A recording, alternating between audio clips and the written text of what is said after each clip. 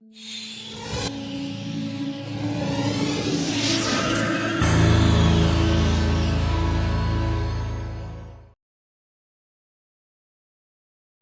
name is Mario Lopez. I'm going to do this talk in English, so thank you very much for the organizers for having me here. For the last 15 years, I'm a native of Tijuana, San Diego.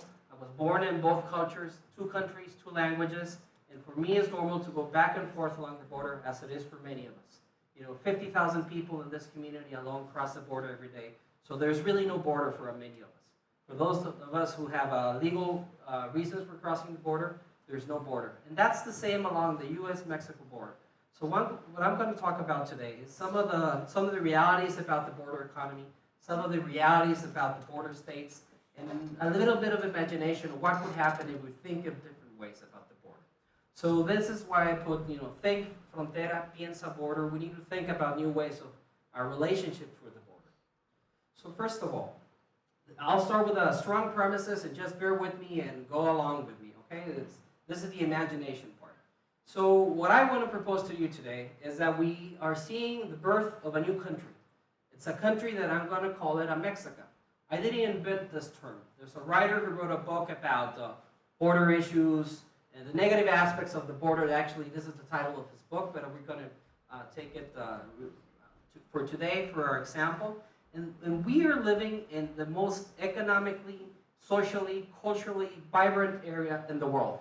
And a lot of people don't know this. So one of the things I want to convince you today is that we need to embrace this concept, and we need to take actions after thinking about this project. So in a Mexico, this is behind me, you're seeing it's really the 10 border states.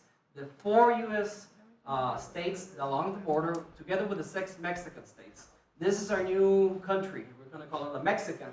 And obviously the capital of this country is called Tijuana, right? It's a combination between San Diego and Tijuana, which is where we live, which is where we work, which is where we go to school, we see family, we go shopping, and we live.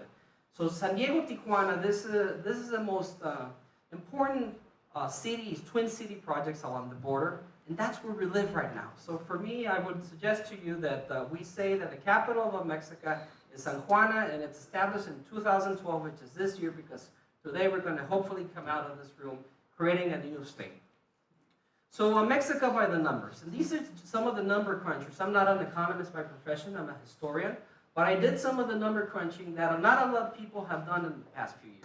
The first times I saw some of these numbers was in 2009, when the Border Governors Conference, which is an international body of governors that meet every year, came out with the strategic guidelines for the border projects.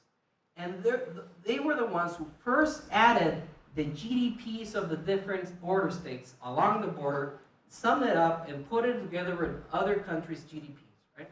So this was in 2009 that this report came out, and in 2006 numbers, a very astonishing thing came out. In 2006 numbers, the 10 border states were the world's 3rd economy. This is impressive because very few of us really understand that we live in the world's 3rd economy. This is 2006 numbers. The only other 2 biggest economies were the United States and Japan, and number 2 and number 3. So those 2006 numbers. So what has happened since then? After this 3rd border economies, China was number 4th, right? So over the past 5 years, China has grown enormously. They actually taken the spot. They're now the 3rd world's economy, according to 2011 numbers. And the 10 border states, still very strong economies, are the number 5th in the world economy. And just in comparison, Mexico's 14th on the world's economy, and this new Mexico is right behind Japan and ahead of Germany as far as GDP. As far as GDP per capita, we're around 14th Mexico in the world ranking. Mexico, by contrast, is in 86, which is a tremendous number.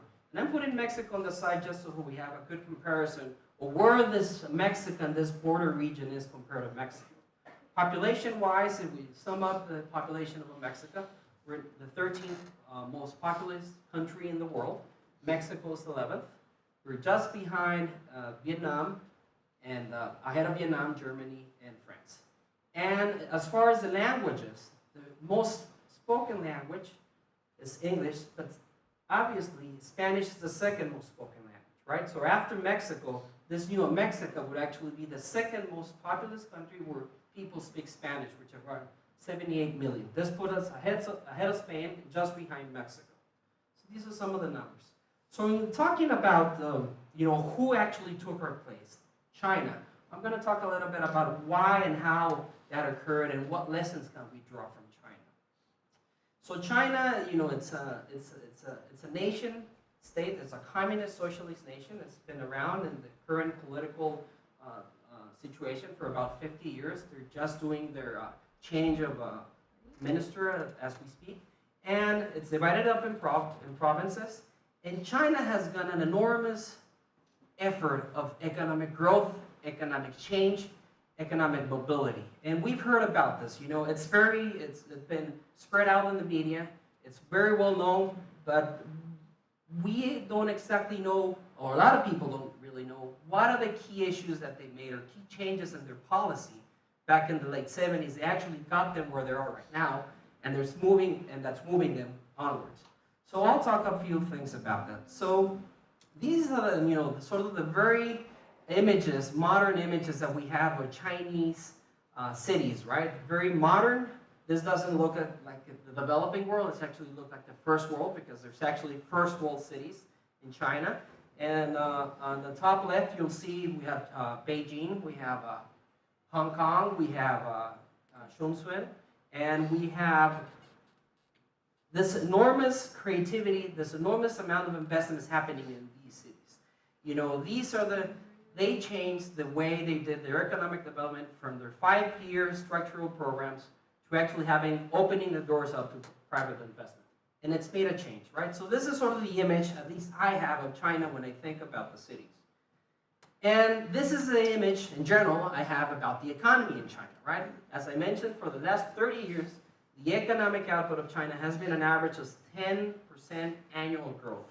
For 30 years, 10% annual growth. There's no other country in the modern civilization that's grown at this pace.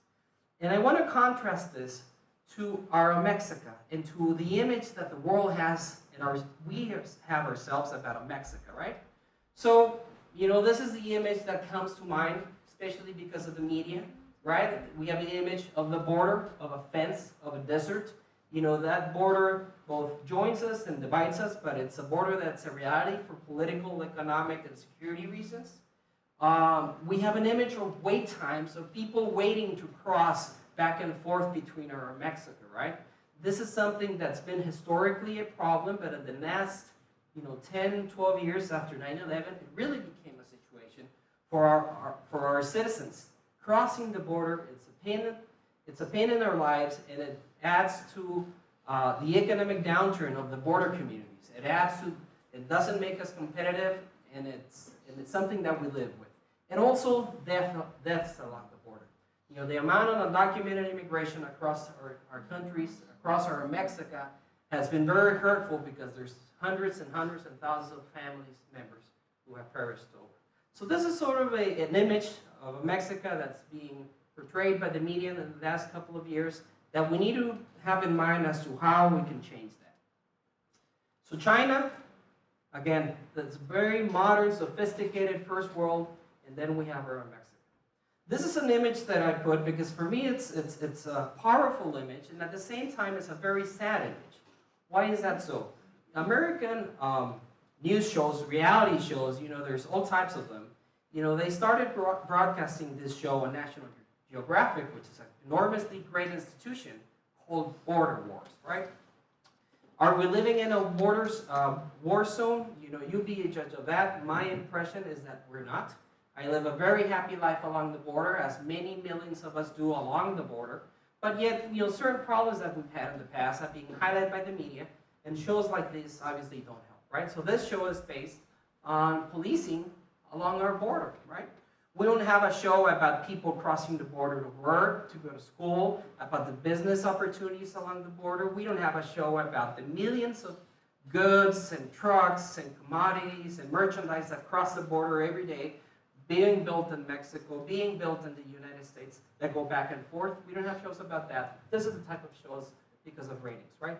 So this is the type of image I think we need to work on, we need to improve, and we need to change in our new Mexico, mindset and way of thinking. Again, China. How they did it? How is it that this country, being in a very, very economically depressed era, 30 years ago, people used to die out of starvation. How have they done it? And for me, there's lots and lots of different aspects. There's experts that they say, well, it's been the economic policies, it's been the population decrease, but I'll just focus on a couple of them to highlight and we can talk about, right? So for me, the key moment for China was not only for myself, right, but it was in the 1970s when its leader, Deng Xiaoping, decided to open up to the West. It decided, and in part because of a good relationship with then the administration of President Nixon, to embark on opening the country out to the West. And a couple of the key issues that they made, which we should discuss if that's something that we should do here in our Mexico, is that they had a policy of one country, two different systems, or two-system policy, right? Why? Because they had inherited two different colonies, one from England, the other one from Portugal, that had their own economic little way of being. They had their own economies, they had their own monetary system, and which always were highlights of Asian commerce, right? And this is obviously Hong Kong and Macau, which when they got turned over to Chinese rule, the people were afraid, they were scared. A lot of people didn't know what was going to happen, were they going to become communists as the rest of the country, were they going to have special treatment?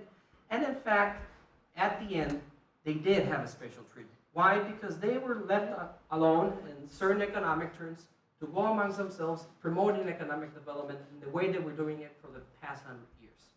This, along with the creation of foreign trade zone along its coast of China, allowed for billions and billions of investment dollars, companies. It really opened the market. And when you have such an enormously large population, it helps. Something else that they did is economic policy. One of the key strategies for China's development was the education system, right? And this is something that everyone talks about education. That's the way that we get the middle class forward. It's not a new concept, but part of their education policy was to send a lot of students abroad, right? Students to get to the best universities, some of them will stay there, some of them will come back, right? So that's a very important thing, because let me show you this next slide, which is very astounding to me. This is 2011 numbers of foreign students in U.S. universities. Guess who's in the number one? China, obviously. This is part of their economic policy, right? Number two is India, South Korea, and so on. The most worrying part of this list that I put together is look at where Mexico and Canada are at. Look at the difference of the numbers. And here, we are one economic bloc, right? We're under NAFTA. There's a North American free trade agreement. We have billions of dollars in commerce going back and forth. And yet, look at universities.